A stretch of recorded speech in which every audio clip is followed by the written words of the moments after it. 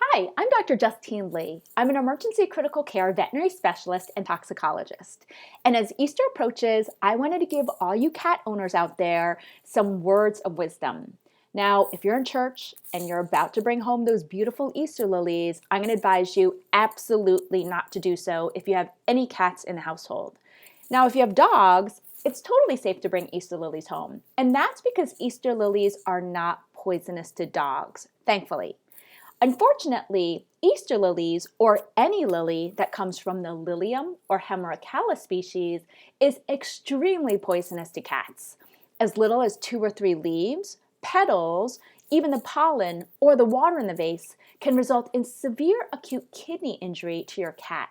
Again, this hasn't been reported to be poisonous in dogs, but it can be deadly to cats.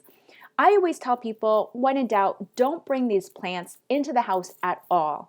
The other thing is, if you do notice that your cat gets access to some type of lily, when in doubt, contact your veterinarian, your emergency veterinarian, or the ASPCA Animal Poison Control, which is open 24/7, for life-saving advice. Better yet, save yourself thousands of dollars from having to hospitalize your cat for treating them for poisoning by avoiding bringing these plants to begin with.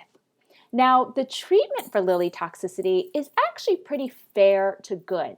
Once you know that your cat has accidentally gotten into lilies, you want to bring them to a vet right away, because what we can do is we can induce vomiting, we can give charcoal to bind up the lily plant or the poisoning from the intestines or the stomach, and then we do aggressive IV fluids where we're flushing the kidneys out for about 48 hours. We always like to check blood work every single day for about 2 to 3 days in a row, and as long as there's no evidence of any kind of kidney damage, then your cat is totally fine to go home. This can be quite costly to hospitalize your cat, so when in doubt, don't bring any Easter lilies or any plants for that matter into your household unless you're positive they're not poisonous.